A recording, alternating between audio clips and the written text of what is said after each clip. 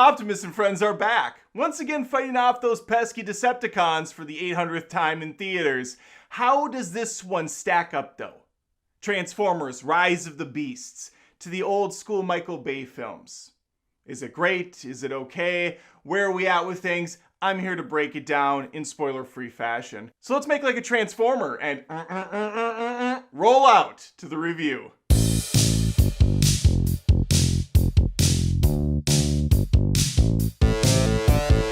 For starters, and to clean up some confusion that's out there, this is the 7th film, live-action Transformers movie. There was also the animated movie, but 7 of them are live-action, 5 of which directed by Michael Bay, 0 of which this movie has anything to do with. I know it seems like it's a prequel, but it's not. It's its own thing. It is a sequel to Bumblebee, which originally was a prequel to the Michael Bay Transformers films. I don't know at what point they decided that wasn't the thing anymore, but this is a sequel to that movie.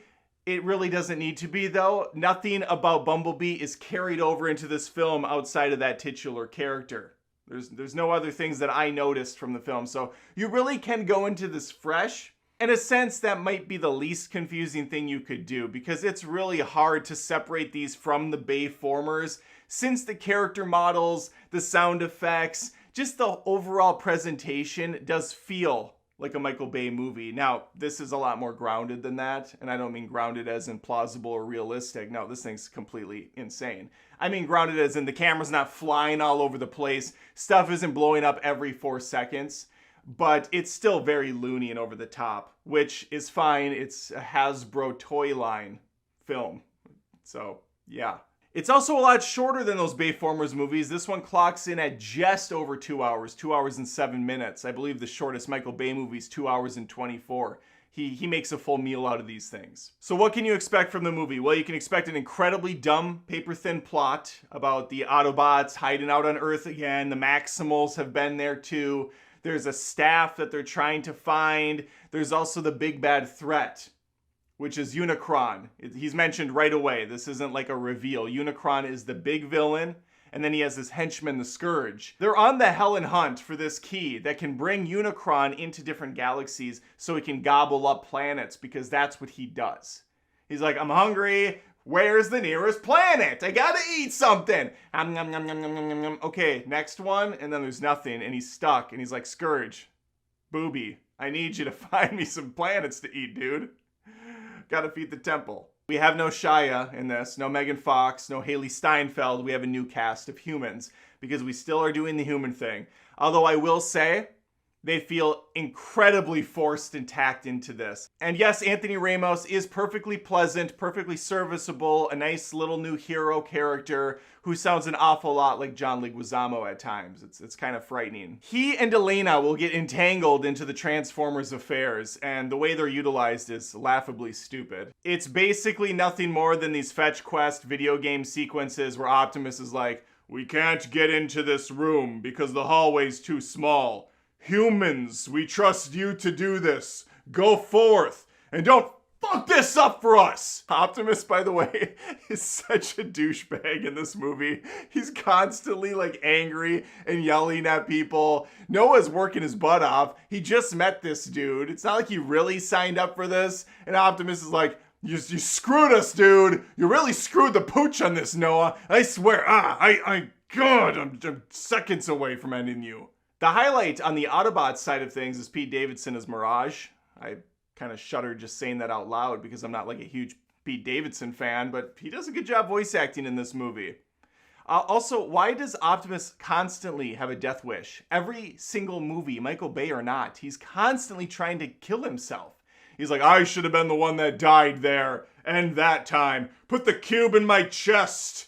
I want to die heroically.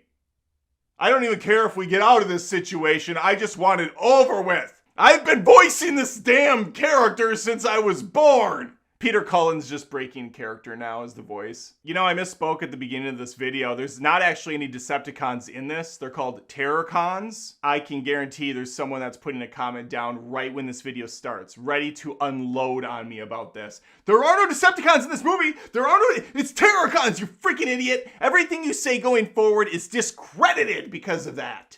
Let's get to the punchline, though. Where do I stand on this film? Well, after 1,000 of these movies, just like The Fast and the Furious, I think everyone knows what to expect. Loud, bang, bang, gun noises, really nonsensical, stupid plot that could go any direction. People break all the bones in their body and get up, walk away scot-free. There's no real stake. There's no real consequences to actions. It's all very light, fluffy affairs that you bring your son to and try to relive the glory days from the 80s and early 90s and say, hey, this was a man's show when I was your age, boy. Those Transformers were kick-ass. And now you get to see it for like $250 million on the big screen. And you like this because I liked this when I was your age, son. Fuck Minecraft and Fortnite. It's alright. It's okay. It's not my favorite Transformers movie. That still is the Michael Bay first film. It's not my least favorite by far. That's the Michael Bay fifth film. This one I would say is probably in the number 2 or number 3 spot, right around Bumblebee area. It's a fine little watch. The section in the middle really starts to lose me when they're putting the pieces of the plot together.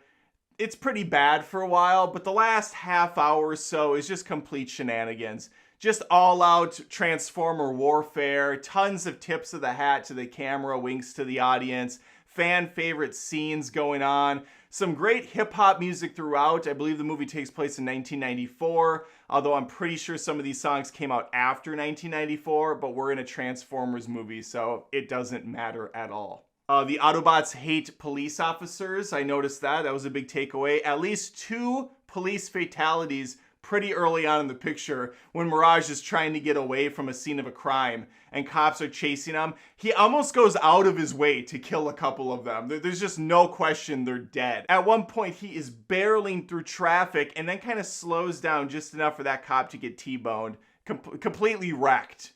I loved it. It was just fantastic. Just Autobots hate the cops. What other Transformers stood out? There's a female one that's kind of sexy. She's got hips. She's got a thin waist. She kind of has a swagger about her. RC, I believe, is the name. She was fine. A little odd that I was getting aroused by a female Transformer, but, I'm a 40-year-old married man for over 20 years, so this is all I have.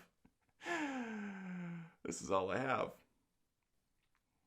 The Scourge were fine adversaries. You had Peter Dinklage voicing one of them. There was a purple one that I'm not sure, honestly, if it was a woman or a man. Maybe a transformer. It's possible. There's a variety of people, places, things, and explosions all around. I'm here for it. I welcome it. I champion it. As for the movie, it felt a little long at times. Could have been a little shorter even. We could have gone under 2 hours, I think. We could have gone hour 45 with this thing and not missed a beat. They're clearly trying to make this a trilogy. I'm not against it. It does make a couple decisions later on that I kind of rolled my eyes hard at. Again, this storyline is really, really dumb with the humans. I would prefer if they weren't in it and it was just straight up all-out Autobot versus Decepticon or Scourge or whatever they're fighting action. And maybe just one time, Optimus doesn't suck in a film. Every single time he comes out, he gets his ass kicked right away. I laughed actually really hard at something that wasn't supposed to be funny, and it's the first time Optimus goes up against this Scourge leader dude, and he hits him with the axe, and the Scourge guy's like,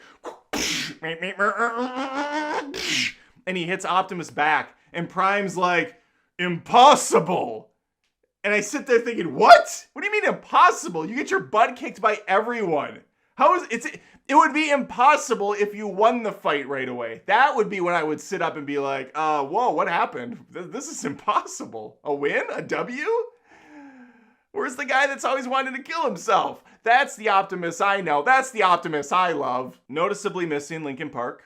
Pour one out for Chester. I know Park is Sam Witwicky era. I would have liked to hear something from them again. Bring them back. I understand it takes place in the 90s, but we're already kind of messing with the music that came out at that time. Some of those songs, I'm pretty positive, were not from 1994. They were like 97. Here's the big takeaway, folks. A lot have been there, done that with this film. We've seen this time and time again.